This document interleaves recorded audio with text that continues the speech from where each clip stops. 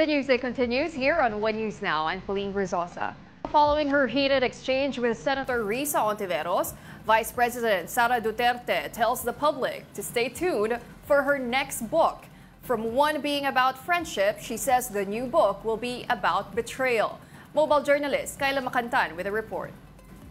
Copies of Vice President Sara Duterte's children's book, Isang Kaibigan, have already been sent to senators, including Senator Risa Hontiveros, who had a heated discussion with the Vice President over the matter.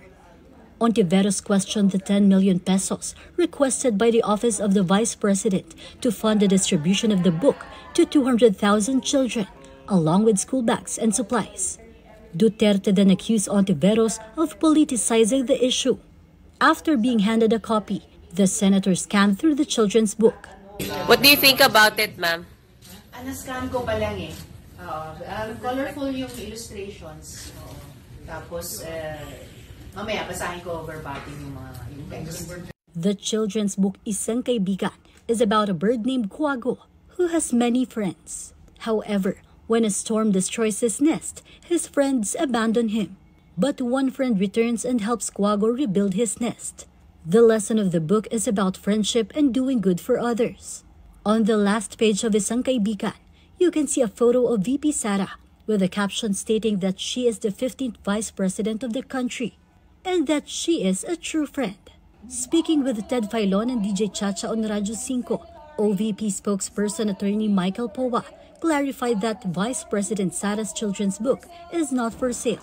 According to POA, the book will just be used for the Vice President's storytelling engagements. Gagawin lang doon sa budget ay gagamitin yun para sa pag-imprenta o yung printing lang po talaga ng hard copies ng mga libro at ilalagay ito sa mga bags.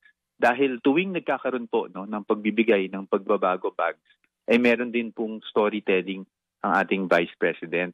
But Senator Hontiveros is determined not to approve the 10 million peso budget for the book. And in fact, wants to realign this money elsewhere. Ang punto lang kasi, textbook ba yan? Approved ba ng DepEd? Naku, kung pag-usapan natin yung textbook problem ng DepEd, yung nakaraang 2 taon, ang daming problema, di ba? So bakit inuna ang isang personally authored, kung siya ang sumulat niyan, personally authored na libro? 10 million, maliit kung sa textbooks kabuo ang budget ng DepEd, pero hindi siya barya. At 10 million na galing sa buwis ng mamamayan. So, pera pa rin na hawak ng gobyerno na dapat tanungin ng Kongreso. Hontiveros said she will propose as well to realign the budget for other programs under OVP that she says duplicate programs by the DSWD, DOH, and DOLE. Mobile journalist Kayla Macantan, we are One News. A book publisher said Vice President Sara Duterte's children's book is not meant for a child to read alone. In an interview with Storycon, former National Book Development Board Executive Director Andrea Pasion Flores said children might struggle comprehending the wordy sentences in the book Isang Kaibigan. That is why she believes the book is meant to be read along with the parents. Flores also expressed hope that grammatical errors in the book can still be edited. I feel it's not something that that's made for a child to read on his own or her own, but for an adult to read with the child. So it could be a read-along book where you have the child on the lap of the mom or the dad or a kuya or ate, and they go through the story together. The Foreign Affairs Department has notified the Interpol regarding the case of dismissed Bamban Mayor Alice Guo. This means Guo, her siblings, and business associate Cassandra Ong have been put on the Interpol passport watch list. Senator Risa Hontiveros says the Interpol can now decide on other actions that it may take against them. She noted that Guo's world has further shrunk, especially now that even an international agency has been involved. Kahit ito ay valid pa at may mga impormasyon na paso na ito, expired na ito, so lalong mahihirapang kumilos at dahil ngayon pa lamang ay tumatanggap na ng mga helpful information mula sa kanilang counterparts ang iba't ibang Philippine law enforcement authorities. And now for the latest on the weather, Pag-asa is monitoring a weather disturbance outside the Philippine territory.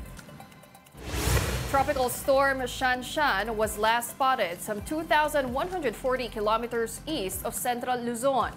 Shanshan has no direct impact on the country's weather as it remains far from land mass. Meanwhile, the easterlies may continue to trigger rains in some parts of the country. Isolated rains are expected over eastern Visayas, Caraga, and Davao region. The rest of the country may also experience rains due to localized thunderstorms. May pera talaga sa basura. Pinagkakakitaan ngayon ng magkapatid sa Cainta, Rizal ang paggawa ng produkto mula sa mga napaglumaang gamit. At para bigyan ng mukha ang balita, Mobile Journal, Merymon Reyes.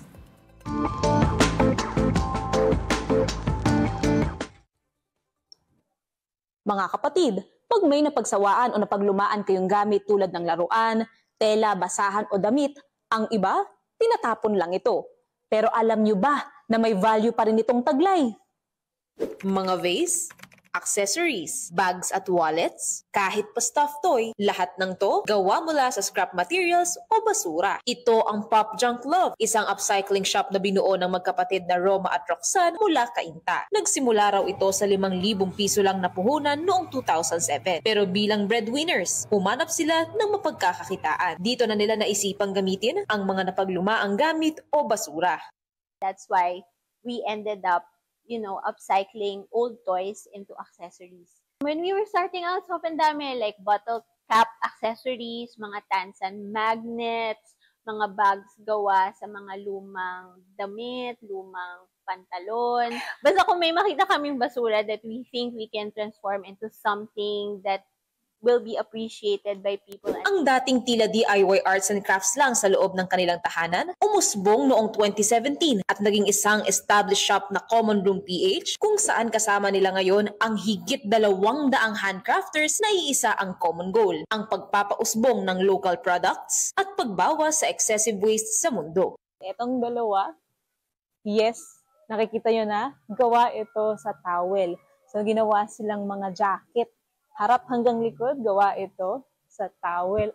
Ito namang isa, alam nyo na to. Pagka ganito yung itsura, yung pattern, yung kulay ng tela, alam nyong masarap at malamig ang magiging tulog nyo kasi yun yung kumot nyo. At ginawa rin itong jacket. At ito naman ay gawa nga doon sa tela ng floor rug. Kasi makapal na makapal talaga siya. Yan. Ang galing, ginawa siyang coat. So ito na nga yung sinasabi talaga nilang sustainable and fashionable. Hinihikayat din nila ang mga consumer na ibigay sa kanilang mga branches ang mga recyclable materials tulad ng papel, plastic bottles, mga tela o damit para mabigyan muli ng bagong buhay. O kaya naman ay sumali sa kanilang arts and crafts sessions kung saan tuturuan sila ng maraming paraan para ma-repurpose ang minsay naisip ng itapong mga kalat. Sana makita nyo yung nakikita namin sa kanila. It's not just trash. And magsisimula yon sa being conscious about what you are throwing away, what you are keeping, ganyan. And then, marirealize mo na kaya lahat ng basura na ginagawa natin, we can actually turn it into something more than just trash. And it can even be a source of livelihood. Business with a purpose and advocacy. Ito sana ang mindset ng kapwa nila business crafters. Makakabuo ka na ng sarili mong branding, makakatulong ka pa kay inang kalikasan. Mobile Journal, Merymon Reyes po, hatid ang muka ng balita.